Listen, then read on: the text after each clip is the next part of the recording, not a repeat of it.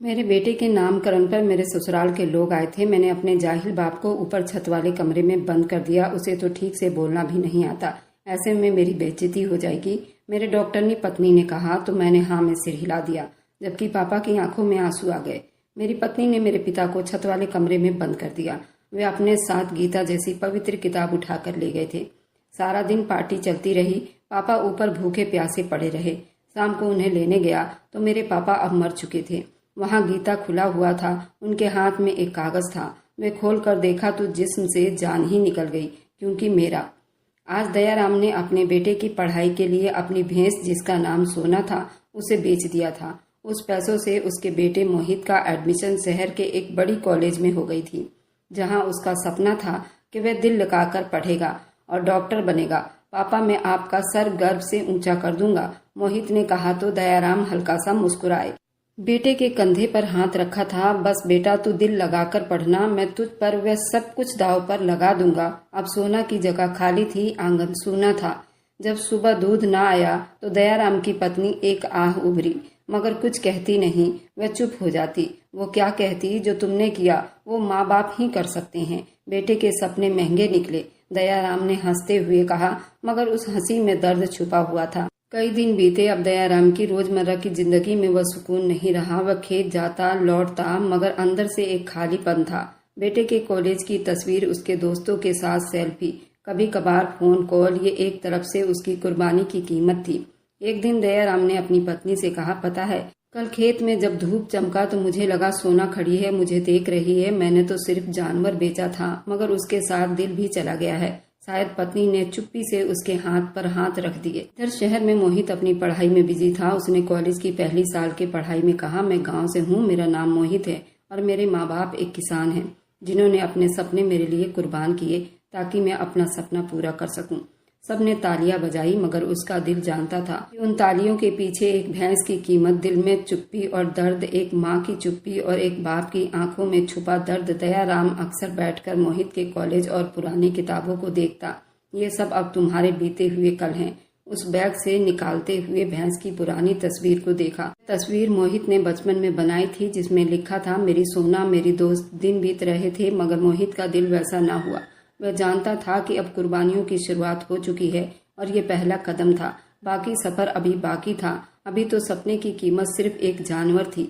आगे क्या क्या बेचना पड़ेगा, ये सवाल उसके दिल में ठहर गया था, जैसे कोई दर्द जो अभी पूरी नहीं हुई हो। रात के सन्नाटे में दयाराम की पत्नी चुपके से जागी। चूल्हे के पास बैठकर धीमी रोशनी किया।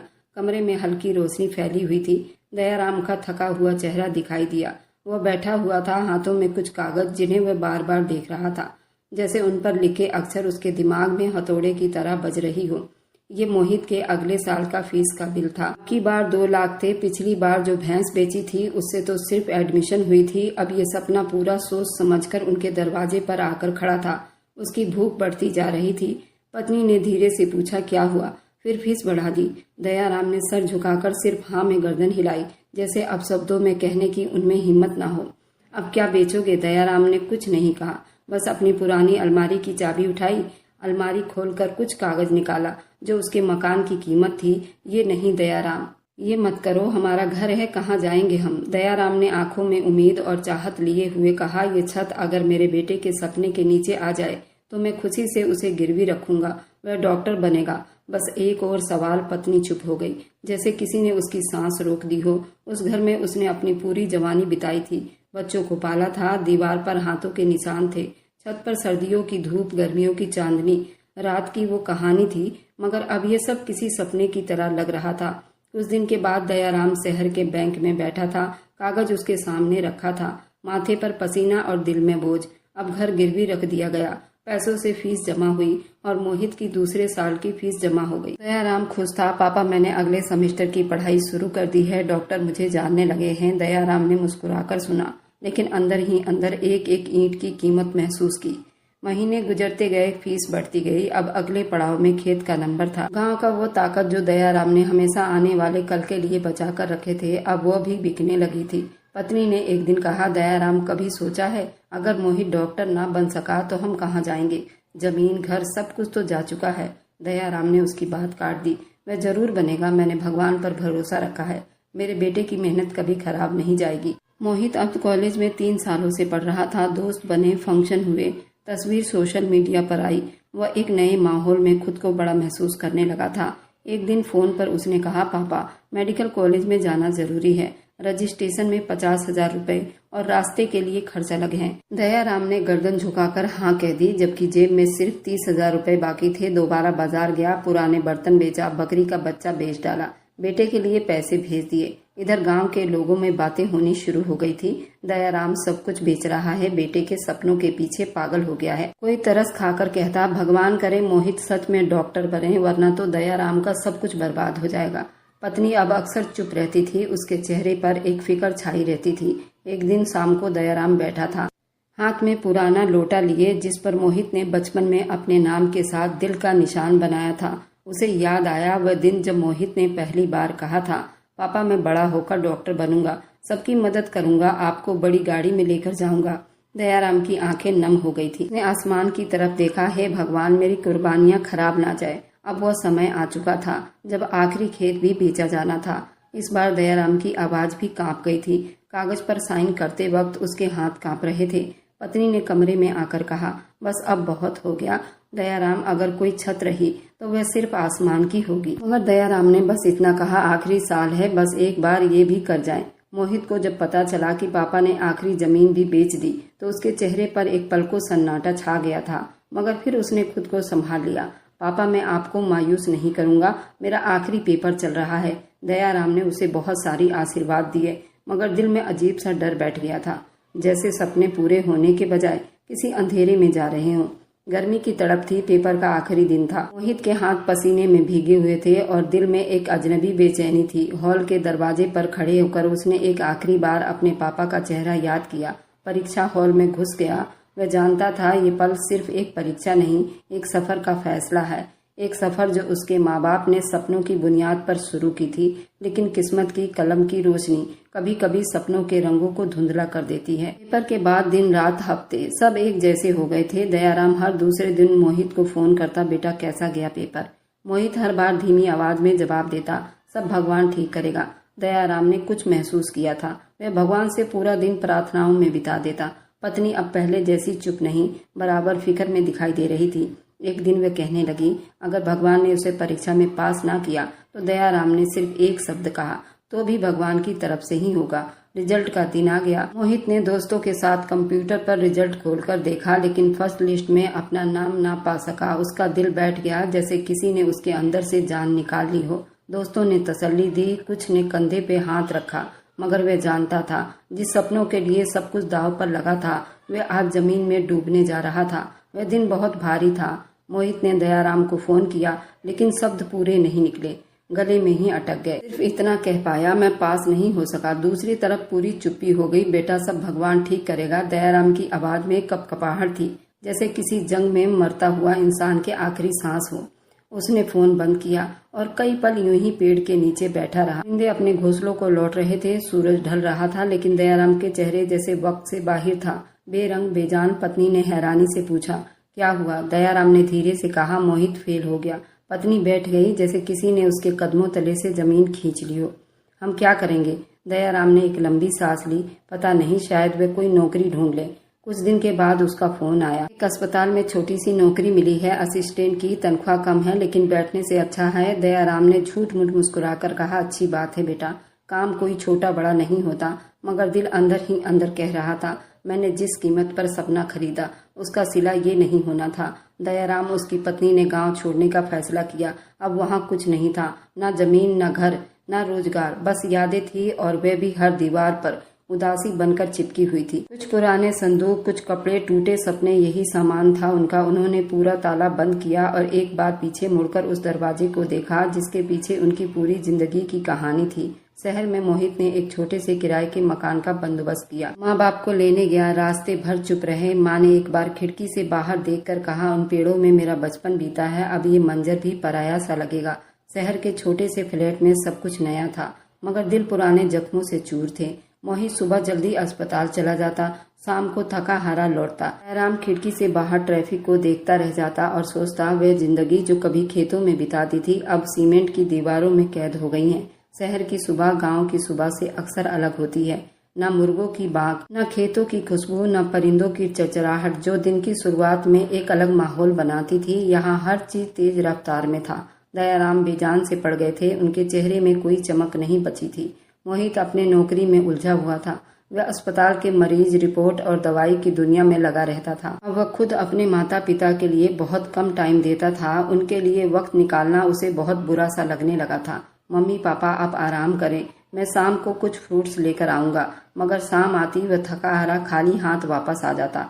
एक शाम दयाराम ने पत्नी को छत पर ले जाने की जिद की। चलो चंपा, शहर की शाम देखें, शायद दिल बहल जाए। पत्नी ने कमजोर हंसी के साथ कहा, यहाँ की शाम में सुकून नहीं, बस शोर है। गांव की शाम में वो खुशबू है, पेड़ों की लहराती टहनियां। यहाँ तो कारों का हॉर्न सुनाई देता है। कुछ दिन बाद उसकी हालत बिगड़ने लगी। दयाराम ने मोहित को कहा, बेटे तुम्हारी माँ की हालत ठीक नहीं लगती, किसी अच्छे डॉक्टर को दिखाओ। मोहित ने लापरवाही से कहा, मैं खुद अस्पताल में हूँ, दवा भी लाया हूँ, बस आप टाइम पर पिला दिया करो। दयाराम कुछ कहना चाहता था मगर चुप हो गया। उसे अंदाजा था कि जिस बेटे के लिए उसने सब कुछ बेच दिया, माँ की आंखों की नमी भी नहीं पड़ पा रहा था। एक रात बारिश हो रही थी, छत पर पानी टपकने लगा। पत्नी की खांसी की आवाज, बारिश के पानी के टपकने की आवाज कमरे को एक अजीब से शोर में बदल दिया था। दयाराम उठ बैठा, पत्नी के सर पर हाथ फेरता रहा, धीरे धीरे भगवान का माला जाप करता रहा।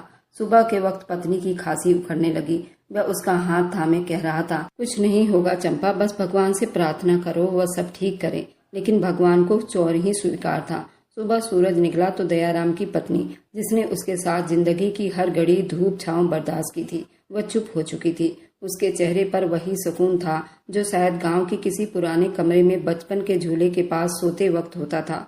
दयाराम की आंखों के सामने अंधेरा छा गया। वह चुप से आंगन में बैठ गया। बारिश के कतरे अब जमीन पर गिरने के बजाय उसके दिल पर गिर रहे थे। दोपहर तक आया। माँ की लाश देखकर कुछ पल चुप खड़ा रहा, फिर एक रस्मों की तरह आंसू बहाया और अंतिम संस्कार के इंतजाम में लग गया।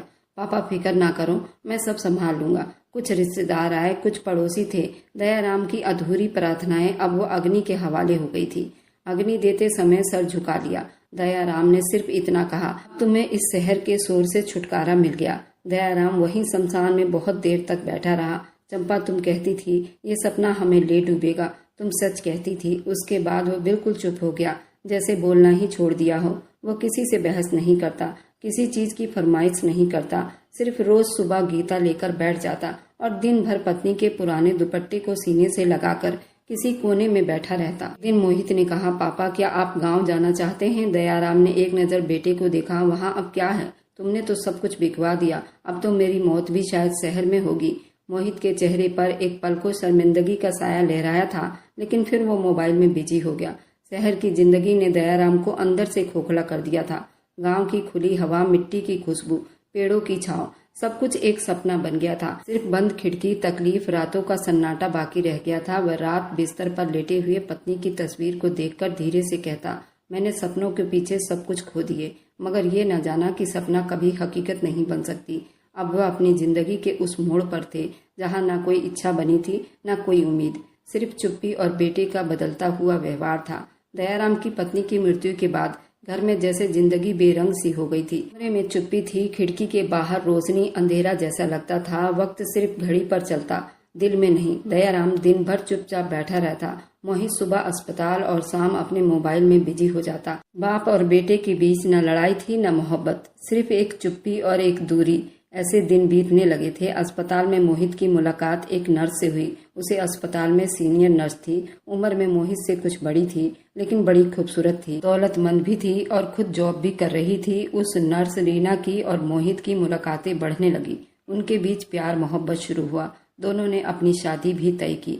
मोहित तो किराए पर रहता था, लेकिन रीना का घर अपना था। मोहित और रीना ने फैसला किया वे दोनों शादी कर लेंगे। रीना ने मोहित को प्रपोज किया। रीना ने कहा, मेरी माँ तो कहती है मुझे किसी अमीर बिजनेसमैन से शादी कर लेनी चाहिए, लेकिन मेरा दिल कहता है कि तुम मेरे लिए बिल्कुल परफेक्ट हो। मोहित ने कहा, मेरे पास न दौलत है न वो मकाम, सिर्फ एक बूढ़ा बाप है जो बीमारी में पड़ा रहता है, और मैं खुद भी किसी बड़े सपने से टूटा हुआ हूँ। रीना हंसी थी। फिर हमारा जोड़ बनेगा, मैं मजबूत हूँ, तुम वफादार। कुछ दिन के बाद रीना ने खुद अपने माँ बाप को राजी कर लिया और ये रिश्ता भेज दिया। दयाराम ने पहले हैरानी से मोहित की बात सुनी, फिर कुछ सोच कर कहा, बेटा अगर तुम्हें लगता है कि वह तुम्हारी जिंदगी बेहतर कर सकती है तो मैं तुम्हारे लिए प्रार्थना जरूर करूंगा। मोहित को अपना घर मिलेगा और शायद वह खुद भी उस छोटे किराए के मकान से निकलकर किसी अच्छी जगह शिफ्ट हो जाएगा। शादी बिल्कुल साधारण तरीके से हो गई, लेकिन रीना के परिवार की चमक दमक, फैशन, महंगे कपड़े, पहनावा ने दयाराम को डरा कर रख दिया था।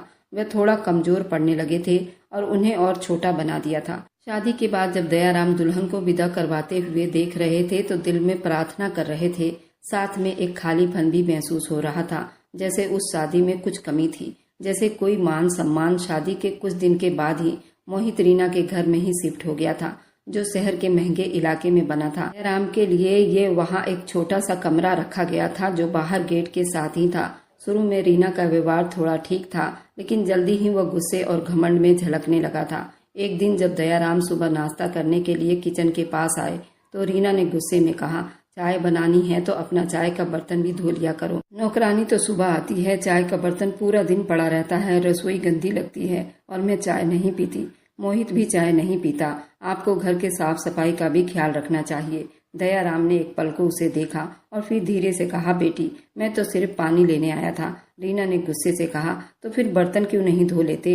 इस घर में मुफ्त का खाना नहीं मिलेगा। तो उस वक्त कमरे से निकल आया। रीना ने बात बदल दी, लेकिन दयाराम के दिल में पहला जख्म लग चुका था। कुछ दिन के बाद रात के खाने के बाद रीना ने दयाराम के इस्तेमाल किए हुए बर्तन उठाकर उसके हाथ में थमा दिए। ये प्लेट बाहर ले जाओ, वहीं धो लेना। रानी सुबह काम करने आएगी, मैं सारा दिन ड्यूटी करती हूँ। दयाराम ने हैरानी से देखा, लेकिन फिर चुप से बर्तन उठाकर बाहर जा बैठे। सर्दी की रात ठंडी थी, पानी से बर्तन धो रहे थे, हाथ कांप रहा था। दिल की ठंडक जिस्म के दर्द से बढ़ चुके थे। जब वो हाथ सुखाकर अपने कमरे में वापस आए तो गलती से एक प्लेट उनके हाथ से गिरकर टूट गया। रीना दौड़ती हुई आई। ये प्लेट महंगी डिनर की सेट थी। तुम लोगों को कीमती चीजों की कोई कदर नहीं होती। मोहित भी बाहर निकल आया। उसने भी अपने बाप को गुस्से में कहा, पापा कोई काम आराम से नहीं कर पाते, बर्तनों को संभाल कर रखा करो, हर चीज खराब कर देते हो। दयाराम ने पहली बार कुछ न कहा, न सफाई दी, बस धीरे से अपने बिस्तर पर बैठ गया, सर झुकाकर जैसे अपने अंदर कुछ दफन कर रहा हो। रात को वो देर तक जागता रहा। उसने अपनी पत्नी के पुराने दुपट्टे को आंख से लगाए। पहली बार बेटे की आवाज में वक्त की कमी महसूस की। मैंने सब कुछ दिया बेटा, तुम्हें खुद से ज्यादा चाहा, लेकिन आज तुम्हारे घर में अजनबी बन गया हूँ। मोहित जो पहले माँ के आगे नरम दिल था, अब रीना के प्रभाव में आकर सख्त होता जा रहा था। मोहब्बत अब नफरत में बदलने लगी थी। वह दिल से बाप का इज्जत करता था, लेकिन जुबान से कुछ नहीं कह पाता था। घर वही था, दीवार वही थी, दरवाजे भी, मगर दयाराम के लिए हर दरवाजा बंद हो चुका था, सिवाय उस कमरे के जो घर के बाहर दरवाजे के साथ शुरू होता था। एक वक्त था जब दयाराम की मौजूदगी घर में अच्छी समझी जाती थी, मगर अब वही जो एक नापसंद बोझ बन चुका था। मोहित सुबह सुबह काम पर चला जाता और रीना भी काम पर जाती, लेकिन रीना अब खुले शब्दों में अपने ससुर को कितनी बार डांट चुकी थी। रीना ने अपने पिता को भी अपने घर बुला लिया था। अपने माता पिता के और अपने ससुर के साथ वह जमीन आसमान का अंतर कर रही थी। रीना के माता पिता दोनों आए हुए थे। रोज उनके साथ बैठकर खूब हंसी मजाक करती, खूब बातें करती, लेकिन कभी ससुर को खाने के लिए या चाय पानी के लिए ना पूछती थी। वह हर शाम अपने माता पिता को लेकर, और मोहित भी साथ होता, वे बाहर डिनर करते, लेकिन उस बूढ़े बाप को नहीं ले जाते। रीना कहती, तुम्हारे बाप को बाहर खाने की तमीज नहीं, ना ही उनको कपड़े पहनने की तमीज है। वो हमेशा धोती बनियान में ही रहते हैं, चाहे सर्दी हो या गर्मी, उन्हें कोई फर्क नहीं पड़ता। कोई सा मौसम हो, वह सिर्फ एक कपड़े में नजर आते हैं। मुझे उन्हें बाहर ले जाने में एक शर्मिंदगी महसूस होती है। मोहित भी चुप कर जाता। वह अपनी पत्नी और अपने सास ससुर के साथ बहुत खुश था, लेकिन दयाराम भी कुछ न कहते, चुप रहते। उनके दिल के अंदर बहुत कुछ जलने लगा था, लेकिन सिर्फ वो भगवान से प्रार्थना करते, मेरा बेटा सही सलामत रहे। अपने मरी हुई पत्नी चंपा को याद करते रहते। एक दिन रीना के पिता दयाराम के पास बैठे बहुत लंबी लंबी हाँक रहे थे, मैंने ये कर दिया, मैंने वो कर दिया, बच्चों के लिए बहुत कुछ किया। दयाराम ने बस एक बार कहा, फिर बेटे को सही रास्ता क्यों नहीं दिखाया? वह क्यों नशा करता है? रीना का भाई सिंगर था, वह ड्रग्स लेता था, जो भी पैसे कमाता वह सिर्फ अपने नशे में उड़ा देता। रीना के पिता का मुंह बंद हो गया। वह उनके पास से उठकर अंदर चला आया। रीना अपने माता पिता के पास हंसती बोलती, सेल्फी लेती। सिर्फ उसे ससुर बहुत बुरा लगता था, उसका पहनना ओढ़ना, बातें करना, वह सब उसे चुभने लगा था। मोहित कुछ न कहता। रीना अब प्रेग्नेंट हो गई थी, उसके पैर जमीन पर नहीं थे। मोहित ने उसके लिए खूब मेहनत की, उसके आगे पीछे घूमता रहता, रीना को किसी चीज की कमी महसूस ना होने देता। रीना ने एक बेटे को जन्म दिया। 3 महीने के बाद रीना के बेटे का नामकरण था और दयाराम अब अकेले उस कमरे में पूजा करते रहते और गीता जैसे पवित्र किताब को लेकर बैठे रहते। उनका और कोई सहारा था ही नहीं। दयाराम को जब पता चला वे दादा बने हैं, उनके चेहरे पर कोई ज्यादा खास खुशी न थी, बस भगवान से प्रार्थना करते बच्चे और माँ बाप को सही सलामत रखना। रीना ने कभी दयाराम को बच्चे को देखने नहीं दिया। वह कहती उन्हें बोलने की तमीज नहीं और ना ही उन्हें गोद लेने की तमीज है और ना ही वह सफाई से रहते हैं। मेरे बच्चे को इन्फेक्शन फैल जाएगा। मोहित भी कुछ न कहता। उस दिन बच्चे का नामकरण होना था। रीना ने खुद जाकर दयाराम से कहा, तुम्हें इस कमरे को खाली करके छत वाले कमरे में जाना होगा, क्योंकि मेहमान बहुत होंगे और मैं नहीं चाहती कि मेरी बेइज्जती